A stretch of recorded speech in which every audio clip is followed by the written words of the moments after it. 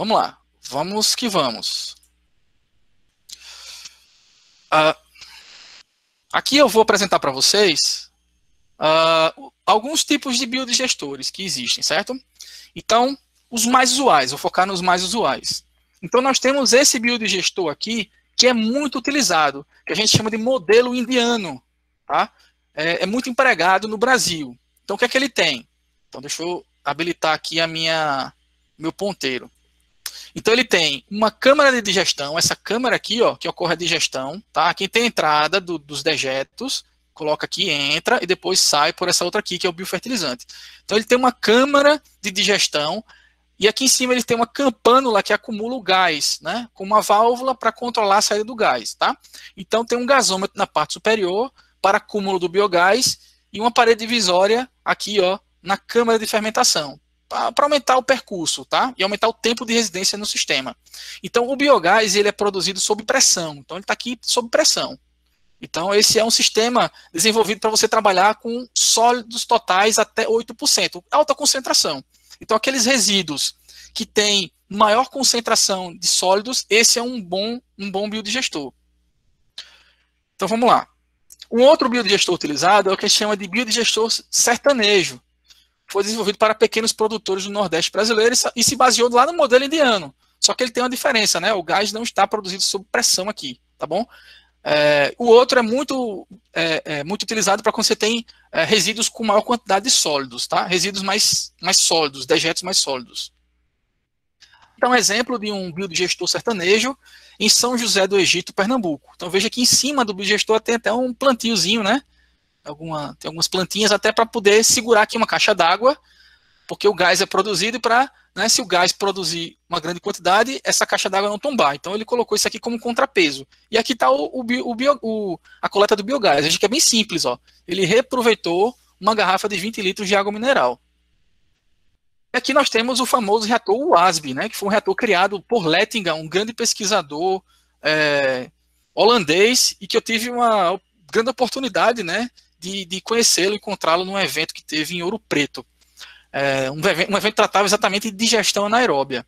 Então, esse biodigestor, esse reator, que a gente chama de reator WASB, que é reator de manta de lodo de fluxo ascendente, né? Então, como é que funciona? O afluente é o resíduo, tá? Ele entra no reator, ele pode entrar, gente, tanto por baixo quanto por cima, tá? Então, ele pode colocar até uma tubulação entrando aqui, e aí o líquido sai de baixo para cima. Então, fluxo ascendente para baixo. E o efluente sai aqui tratado por cima, tá? Então, o que é que ele tem? Ele tem aqui um leito de lodo, que são os micro-organismos, que eu coloquei aqui, ilustrei com essas bolinhas laranja, tá?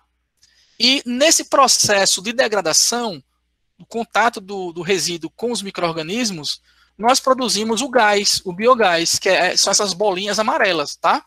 Mas aí o que acontece no processo? O biogás, ele vai subindo, porque ele é mais leve, né? E aí ele tende o quê? A arrastar os micro-organismos, gente. Os grânulos de lodo são realmente grânulos. Vou mostrar umas fotos para vocês. E aí, esse gás, ele pode arrastar para fora do reator os micro-organismos. Se eu perco o micro-organismo no reator, a eficiência dele vai, ó, reduzir, né? E aí, como estratégia, nós construímos esses defletores. Então, o que acontece? O biogás vem coladinho com o grânulo, bate aqui, o grânulo desce e o gás ele é separado e é coletado por esse coletor de gás. Então aqui nós temos um separador trifásico. Por quê? Eu tenho a separação do líquido, que vem para cá, eu tenho a separação do sólido, que são os grânulos, que fica no reator, e tenho a separação do gás, que sai por aqui e é coletado. Tá? Então, esse é um reator muito utilizado. E aí está o coletor do gás, certo? Então a gente tem que ter esse dispositivo para poder conseguir coletar. Aqui eu tenho alguns reatores WASB em escala real, né? Em escala concreta. Então aqui, ó, vários reatores WASB. Aqui na China, ó, como vocês podem ler, né? Na China. Esse daqui é um reator de 1000 litros, tá vendo? Esse outro aqui é um reator de 75 metros cúbicos. Esse aqui de 400 metros cúbicos. Esse aqui de 100 metros cúbicos. E aqui está a foto do grânulo, gente, ó. Grânulo enorme. Isso aqui são os micro-organismos que crescem ali e ficam aderidos da manta de lodo. São esses danadinhos aqui que tratam o resíduo. Tem outros exemplos, e aqui tem um exemplo de um reator, o ASB em escala de bancada, laboratorial, cerca aí dos seus 2 litros, mais ou menos, tá? Utilizado para experimentos. Veja que ele está todo revestido para não ter influência da luz. E são outros reatores que a gente desenvolveu, ó. Juliana está aí, trabalhou com esse grandão aqui, né? Tem também outros alunos também, e alunas que trabalharam.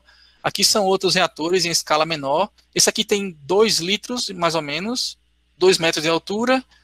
Esse aqui tem 1,5 litro, mais ou menos, mas é um pouco menor. São reatores diferentes, leito fixo, esse aqui é leito fluidizado. E alguns reatores em batelada, em sistema de batelada. Esses daqui são reatores contínuos, né? Alimentação constante. Esse aqui são reatores em batelada. A gente enche, reage, esvazia, tá? E aqui foi um experimento que a gente fez, inclusive a Juliana trabalhou com efluente de beneficiamento de coco, onde a gente separou as fases. A gente trabalhou com um reator acidogênico para produzir hidrogênio e depois um reator metanogênico para extrair o gás metano. Então é possível a gente trabalhar. Claro que a gente vai ter uma perda no gás metano, porque o hidrogênio é utilizado para produzir metano, né? Cerca de 30% do metano vem da rota do consumo do hidrogênio. Agora vamos para o estudo de caso real, tá? Para quem não conhece, a Universidade Federal de Alagoas tem alguns campos, né? Tem alguns campi, e aí nós trabalhamos com uma unidade de ciência, uma das nossas unidades, que é o Campus de Ciências Agrárias, o SECA, fica localizado no município de Rio Largo, tá? Então, está aqui, ó, nessa imagem, é próximo do campus principal da UFAL, que a gente chama, né, o AC Simões, onde fica a reitoria, tá? É próximo, na BR-104, tá? Então ele fica depois do aeroporto, Maceió, para quem conhece, né? E aí nós fizemos um experimento aqui, tá? Por que aqui no SECA? Porque no Centro de Ciências Agrárias eles têm lá uma suinocultura. Eles têm os cursos lá, né? Zootecnia, enfim. E aí lá eles têm uma suinocultura. E aqui está uma foto aérea. Aqui é a entrada do campus, certo? E aí se vocês forçarem um pouquinho a vista, aqui está a suinocultura, ó. E esse pontinho vermelho aqui está o nosso sistema integrado, que a gente chama biosistema integrado, onde tem um biodigestor que eu vou mostrar para vocês, tá? Então construímos aqui, é no campo mesmo, né? E aí eu vou mostrar para vocês o passo a passo. Então, lá no SECA, no Centro de Ciências Agrárias da UFAL, eu fiz esse trabalho em parceria com um grande amigo, o professor Elton, tá? E aí foi uma dissertação de mestrado do Hélio, na época a gente tinha um mestrado lá em energia da biomassa, então ele desenvolveu esse trabalho. Então no SECA tinha isso aqui, as pocilgas dos porcos, e não tinha um sistema de tratamento. E a proposta nossa foi exatamente construir um sistema de tratamento que fosse integrado, a gente aproveitasse tudo, né? E aí nesse sistema de tratamento nós temos aqui o nosso famoso biodigestor.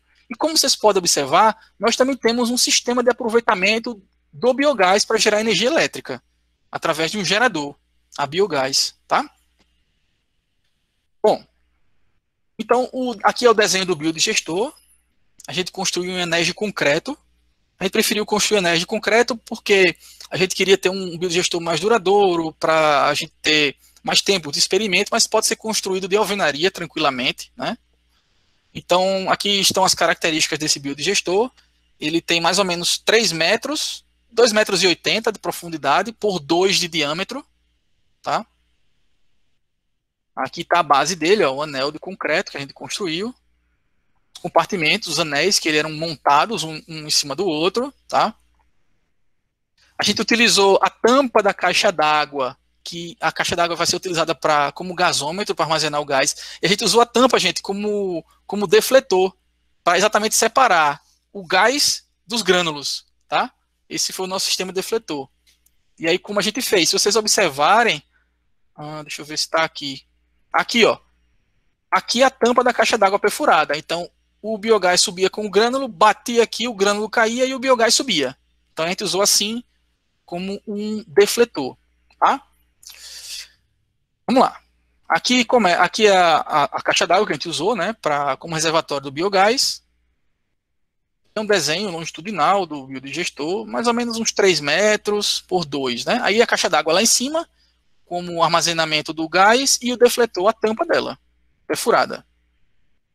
Aqui está o biodigestor explodido, né? Aqui a caixa d'água e aqui a tampa usada como defletor. A observação é que esse tubo aqui, gente, era o tubo de alimentação, tá? Então, a gente jogava o resíduo de porco por aqui, ele até o fundo, e do fundo ele se espalhava, certo? Vamos lá. Aí aqui começamos a escavação.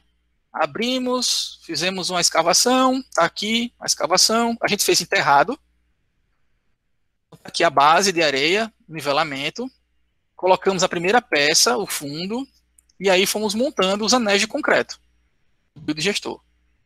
Aqui tá a tampa que eu falei, ó, toda perfuradinha, que foi o defletor, instalamos lá dentro e colocamos a caixa d'água em cima como recipiente para armazenar o gás, tá? E aí aqui é o tubo de alimentação, esse tubo vai até o fundo. E esse tubo serviu de guia para prender a caixa d'água e estabilizar a caixa d'água. Aí construímos aqui os reservatórios para armazenar os dejetos de porco, tá? Então, usamos 2 caixas d'água aqui para armazenar os dejetos. Aqui está uma vista do reservatório do biodigestor já aqui enterrado, né? Outra vista. E aqui o geradorzinho, ó, com algumas lâmpadas aqui, alguns postezinhos com lâmpadas, tá?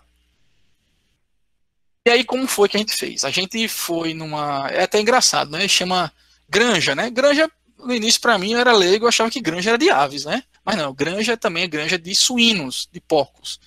E aí lá, eu fui lá na granja, quando eu olhei, tinha maternidade, creche, né? Eu fiquei achando estranho, mas é verdade. Então, existem várias fases dos suínos que eles ficam em diversos lugares. Então, nós procuramos uma granja de suínos localizada próximo do Centro de Ciências Agrárias, e aí nós fizemos a coleta dos dejetos com esse carro, com esse caminhão aqui, limpa-fossa, né? E aí levamos lá para as caixas d'água. Por que a gente fez isso? Porque, na época, a UFAL, a universidade, estava com uma quantidade de porcos pequena, tá? Porque ia chegar uma grande quantidade de porcos clandestinos, né, de criação clandestina, aí eles mandam para a universidade para estudo.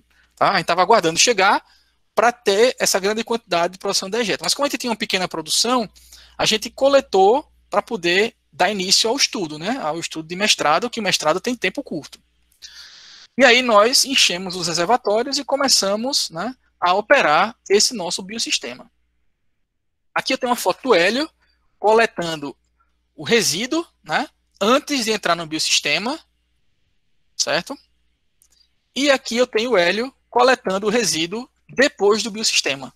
Então a operação, gente, era muito simples, por gravidade. Eu abria esse registro e alimentava o meu biodigestor, tá? Então a gente dimensionou esse biodigestor, ele tem 8.800 litros. Então a gente dimensionou para cada 5 dias e meio, então nosso tempo de detenção nesse biodigestor, a gente operou ele em batelada, certo? Então, a cada 5 dias e meio, a gente renovava todo o volume desse dejeto, abrindo esse registro aqui, tá? Abria e aí alimentava esse dejeto. E aqui, gente, está o nosso efluente. Então, por que a gente coletava antes e depois? Para saber a eficiência do processo. E também para saber se esse efluente poderia ser utilizado como biofertilizante, tá? Aqui eu tenho uma foto à noite para provar a vocês que o gerador funcionando, ó. E aqui são as luzes. Então, apesar da temperatura estar baixa, esse sistema conseguia produzir gás suficiente para alimentar esse pequeno gerador aqui e acender essas lâmpadas. Tá? Então, a gente conseguiu com sucesso. E a gente quantificava utilizando esse medidor aqui volumétrico do gás. Tá? Eu vou mostrar aqui os componentes. Então, a gente tinha todo o sistema construído com caixa d'água, você pode utilizar alvenaria, tubulações de PVC simples. Então nós tínhamos aqui os reservatórios dos dejetos, o biodigestor, nós tínhamos um dreno. Por que o dreno, gente? Porque esse biogás ele é muito úmido. Então eu não consigo queimar um gás úmido. Então o dreno ele serve para retirar a umidade. É uma tubulação onde a gente força a passagem do gás e por gravidade o líquido cai no reservatório. Tá? Depois esse gás ele era utilizado era encaminhado para um purificador, porque a gente tinha receio do gás sulfídrico, senão ia corroer o meu biogerador, o meu gerador. O que é que a gente fez aqui com um purificador? A gente pegou um tubo de PVC e colocou esponja de aço, bombril, né? Porque é um sistema muito utilizado para conseguir reter o gás sulfídrico com grande eficiência. E aí a gente monitorava, através de análises cromatográficas, antes e depois do processo, para ver a eficiência e a quantidade de gás metano que é gerada, né? E aí, aí tinha o medidor de vazão, a gente media o biogás geral, e com análise cromatográfica a gente sabia quantos por cento era metano. A gente tinha vazão de gás metano. E aí esse gás ele era encaminhado para o gerador. E aí tem no outro lado aqui, que não tá aparecendo, uma outra tubulação que a gente tinha um registro que poderia desviar o gás para cá para ser queimado. Ou seja, eu não quero gerar energia, eu quero usar como um gás de cozinha. Ou como um gás para automóveis, tá? Para armazenar, para alimentar os automóveis. Certo? Bom, mas aí tínhamos um outro desafio. E o efluente? Aqui. O que fazer? E aí, gente? O que fazer com esse efluente? A ideia nossa era aproveitar tudo. Sabe o que era incrível, gente? Nesse sistema, a gente não tinha a gente não sentia odor de nada. Não tinha insetos, nada aqui. Mosca, nada, nada, nada. É um sistema muito limpo, tá? Que funciona muito bem se você tem uma boa eficiência e um bom controle. Se ele foi bem dimensionado. Mas a gente tinha um problema. E o efluente? O que fazer com ele? Aí eu fiz um trabalho com uma ex-aluna, a Williane, foi aluna da Engenharia Ambiental e Sanitária da UFAL, com a ajuda de um amigo meu, que é agrônomo, professor lá do SECA, Centro de Ciências Agrárias, o professor Guilherme Lira. E aí nós testamos esse biofertilizante para o cultivo do tomate cereja. Então, a Williane testou o biofertilizante no cultivo do tomate cereja, porque é uma hortaliça de maior consumo mundial e ela demanda uma alta quantidade de fertilizante. Então vamos testar para ver se serve, né? Então o que foi que ela fez? Ela coletou 150 litros do biofertilizante e caracterizou para saber a quantidade de nitrogênio, fósforo, as características que tem nele, né?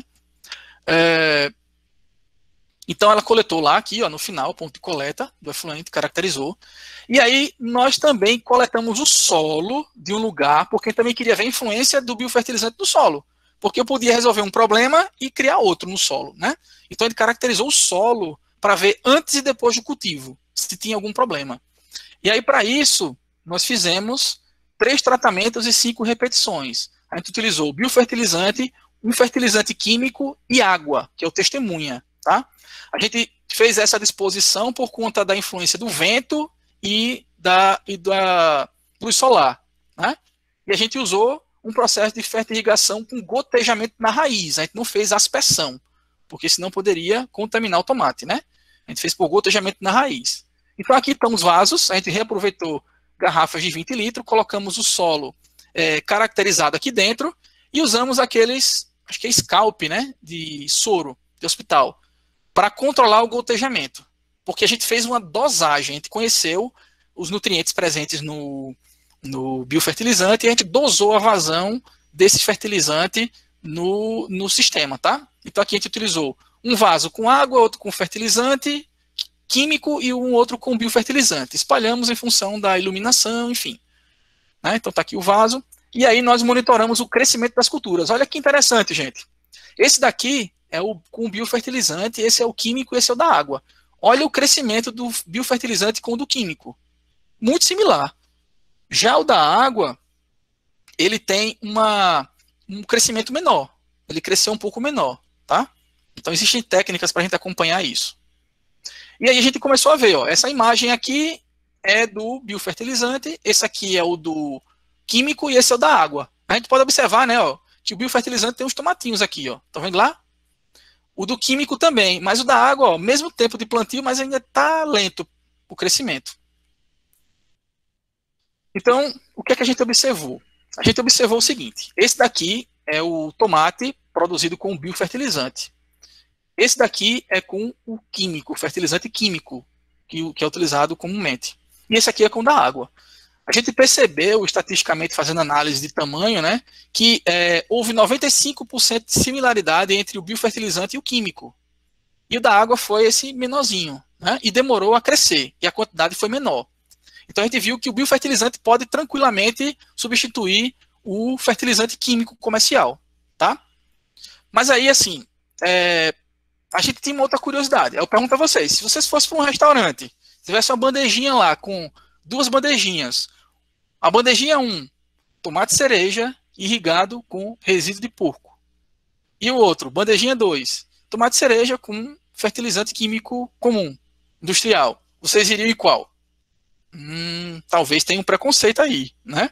Então a gente fez, eu não coloquei aqui, mas a gente fez a análise sanitária do tomate.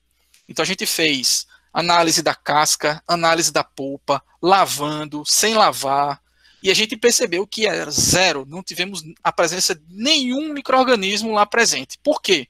Porque a nossa técnica de irrigação foi de gotejamento na raiz da planta. Então a gente não fez aspersão, né? Senão poderia ter uma contaminação. Tá? Então os patógenos não conseguem subir, né, pelos capilares ali da planta até o fruto, tá bom? Então poderia ser consumido tranquilamente o tomate produzido com biofertilizante. Só que o que a gente observou, gente? A gente foi analisar o solo, a gente percebeu que o solo teve um aumento na salinidade. Aí isso é um problema. Mas aí, segundo nossos amigos agrônomos, eles disseram que a gente pode alternar a cultura. A gente pode plantar uma outra cultura que retira a salinidade do solo. E aí resolve o problema, né? Então, esse foi o trabalho que a gente fez na prática e que eu vou mostrar na próxima aula o dimensionamento completo desse biodigestor para vocês, tá bom? Bom, existem aqui outras aplicações, né? Que no Brasil, por exemplo, aqui tem uma usina de produção de metano na ETE Ouro Verde da Sanepar, no Paraná, que utiliza lá o esgoto sanitário para a produção de metano. Processamento de 50 metros cúbicos por dia de biogás. Aí gera potência instalada 25 kVA, né? Então, uma excelente potência. Aí tem aqui, ó, no laticínio Piracanjuba, tá? Laticínio Bela Vista. Então, eles processam lá, usam os efluentes para a produção de metano e usa, né, para gerar energia no processo, tá? Temos também aqui na cooperativa Ecocitrus, né, em Rio Grande do Sul, na Sulgás, que usam tratamento de dejetos de aves, poedeiras, resíduos orgânicos da produção de cítricos e outros resíduos agro-silvopastoris, né, Rio Grande do Sul também. Então, há essas aplicações. Aqui numa granja Hack, pela Cibiogás, né, Cibiogás é uma empresa que está instalada no Parque Tecnológico lá em Itaipu, e que eles trabalham firme, forte nessa questão do uso, né, dos biodigestores para a produção de metano. Aqui também tem outros exemplos, usina Pomerode, né, em Santa Catarina, onde usa os resíduos de suinocultura para a produção de metano. Aqui outros exemplos, né, bovinocultura, suinocultura, também da Cibiogás, para a produção de metano. E no mundo, né, o que é que tem no mundo? Então, no mundo tem várias usinas em grande escala. Esse daqui é um exemplo na Alemanha, ó, a geração de biogás, rejeitos do setor agrícola e criação de animais, como dejetos bovinos, suínos, bagaço de cana-de-açúcar e milho. Então eles têm uma parceria com 30 agricultores e pecuaristas locais, que fornecem 120 mil toneladas de rejeitos por ano. Então eles conseguem produzir aí, ó, para cada tonelada de rejeitos, 125 metros cúbicos de biogás. Então veja aí uma grande alternativa, né, de geração de energia e tratamento de dejetos. A gente tem que pensar nisso também, né? A gente tem que tratar os dejetos e, por que não, aproveitar o processo de tratamento e gerar algo de valor agregado, que seria o biogás. Aqui é um outro exemplo, no Chile, né, de Santiago, uma empresa lá, Farfana, né, maior estação privada de tratamento de efluentes, responsável por tratar 60% do esgoto gerado em Santiago, o equivalente a 778 mil metros cúbicos por dia, gera em torno de 60 mil metros cúbicos de biogás por dia. Olha, gente, isso é fantástico, né? Muita energia. Né? E no Brasil, por que a gente não pode pensar, né, em utilizar? Claro que vai depender muito da escala das estações, porque existem muitas estações descentralizadas que tratam um volume menor, né? Mas a gente está vendo aí, ó, no mundo, no Chile, pertinho da gente, né, uma possibilidade real. Né? E aqui eu queria chamar a atenção para uma planta piloto na Índia. Eu fui para um congresso que teve, Congresso Mundial de Produção de Hidrogênio, que foi no Rio de Janeiro.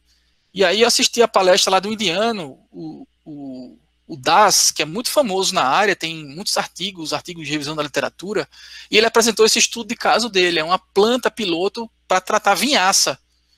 10 metros cúbicos a capacidade dessa planta piloto. né? E aí ele mostrou todas as etapas de construção, né? Toda a parte de construção do prédio, da alvenaria, né? Enfim, e da chegada dos reatores, ó, que eles utilizaram desse material, né? A montagem, né? Tá aqui, ó, todos os componentes. Aqui são os tanques de alimentação, aqui é o reator, né, de 10 metros cúbicos, sistemas para adição de ácido e base para controlar o pH, porque o hidrogênio precisa trabalhar com pH muito baixo, então para inibir a metanogênese, né, e aqui tem a planta dele em operação, e aqui, ó, é o gás hidrogênio sendo queimado, não sei se vocês conseguem ver aí. Então ele mostra que é possível, né, com uma grande eficiência. Só que, gente, é o seguinte, às vezes a gente recebe, assim, os alunos querendo dar um salto com uma proposta de trabalho que dá um salto assim no avanço tecnológico, né? E aí eu sempre digo para os meus alunos assim, olha, tenham calma, o trabalho de vocês é um passo para chegar na aplicação, porque nem sempre, às vezes, a gente consegue ter um trabalho que é imediatamente aplicável. E aí eu vou mostrar essa experiência do Das lá na Índia, né? Então ele começou, gente, com isso aqui, ó, frasquinhos pequenininhos de laboratório, para entender, né, o comportamento dos micro-organismos para degradar a vinhaça. Aí depois ele começou a aumentar um pouquinho para esse, depois foi para essa escala, aí depois foi aumentando no laboratório, aí chegou numa escala um pouquinho maior até chegar nesta grande escala, né, entendendo um processo e até mesmo tendo mais desafios, porque às vezes nessa escalada o comportamento não é proporcional, né? Às vezes dá certo aqui e não dá aqui. Né? Então a gente tem que melhorar o processo e otimizar, tá? Então era essa a ideia que eu queria passar de aplicação para vocês, e é muito importante a gente ter essa noção de passo a passo, né? Do avanço científico que a gente deve proporcionar para a ciência.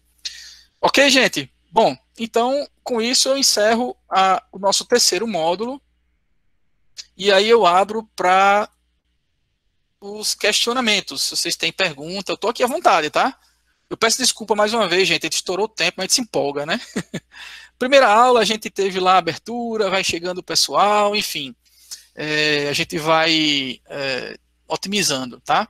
Excelente aula, obrigado, gente. Gostou muito da aula, muito obrigado.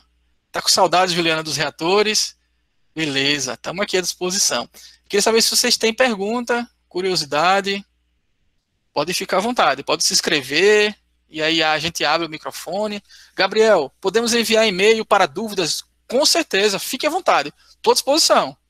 Pode mandar e-mail, pode escrever lá no Google Classroom, de repente a gente compartilha, né, as dúvidas, tá? Podem abrir lá perguntas, eu vou colocar esses materiais lá no Google Classroom, para que vocês tenham acesso. Vou fazer uma atividade também. Eu tinha programado um Kahoot aqui, não sei se vocês estão com paciência aí. Eu tinha umas perguntinhas para fazer, uma brincadeira no Kahoot. Se vocês preferirem, eu posso fazer na próxima aula. Pode enviar. Juan, professor NBR 13.969, diz que as águas tratadas não poderiam ser admitidas para frutas do ramos rastejo. Isso é importante, veja só. Mas a gente utilizou um sistema de irrigação por gotejamento. E a gente provou, né, que é possível você cultivar um tomate cereja sem ter contaminação. Então você tem que ter muito cuidado, você tem que obedecer às regras. Né? Inclusive, por exemplo, se você vai fazer a irrigação no solo, você tem que obedecer às leis com relação à quantidade de dejetos que é utilizado no solo. Mas não é proibido, não. Você tem que ter cuidado, sim. Na alface, por exemplo, né? Porque aí você vai ter o contato do resíduo com a alface. Aí você tem problema, tá? Mas o tomate, por exemplo, que está lá em cima, nos galhos, você não tem problema nenhum. Então você tem que ter muito bem esse controle, certo? Então é ter esse cuidado. Exemplo, diz que o local que recebeu lodo de esgoto ou produto derivado não pode receber por um período de 30 dias após a aplicação. Tem todas essas regras, tem que ter cuidado, gente. A questão, por exemplo, você tem um esgoto que tem lá coliformes, né? Que aí são organismos patogênicos. Você tem que ter muito cuidado com relação a isso. Tem que estar atento às tecnologias. Você às vezes tem até que fazer um pós-tratamento. Usar cloro para eliminar esses micro-organismos, para poder você reusar esse efluente. Tem todas as regras, né? Deixa eu ver mais aqui. Professor, tira uma dúvida quanto a esse estudo de caso que vocês fizeram. Certo. No efeito tratado, ele tinha algum patógeno coliforme? Vocês fizeram uma análise, vocês fizeram um produto químico para eliminar? Como é que deu essa parte aí? Isso. A gente fez assim análise de coliformes e tem, porque é resíduo de suinocultura, né? Tem. Então você tem que ter um cuidado muito grande para você usar esse fertilizante no solo e não ter problema com relação, por exemplo, das hortaliças, que existem regras específicas, né? Para tratar disso. A gente tentou estudar uma possibilidade para reduzir custo, que foi o uso imediato do biofertilizante, usando uma técnica de irrigação por gotejamento para reduzir o risco. Mas tem que ter todo um controle sanitário para utilizar, não é de qualquer forma não, tá? Mas na prática, por exemplo, existem comunidades rurais que usam aquelas fossas agroecológicas para, inclusive, o cultivo de banana, né? Então é possível você utilizar e não tem problema nenhum de contaminação, tá? Então são essas alternativas. E aí tem que ter muito cuidado com relação a essa dosagem dos nutrientes. Mônica, pode revelar o valor gasto no biodigestor instalado no SECA? Eu vou mostrar a Mônica lá. A gente teve alguns incrementos que encareceu um pouquinho, tá? Mas na época, sem a gente fazer esses incrementos, acho que dava para a gente fazer a construção sem o gerador com aproximadamente R$ 12.000, com concreto, tá? A gente está pensando no concreto, né?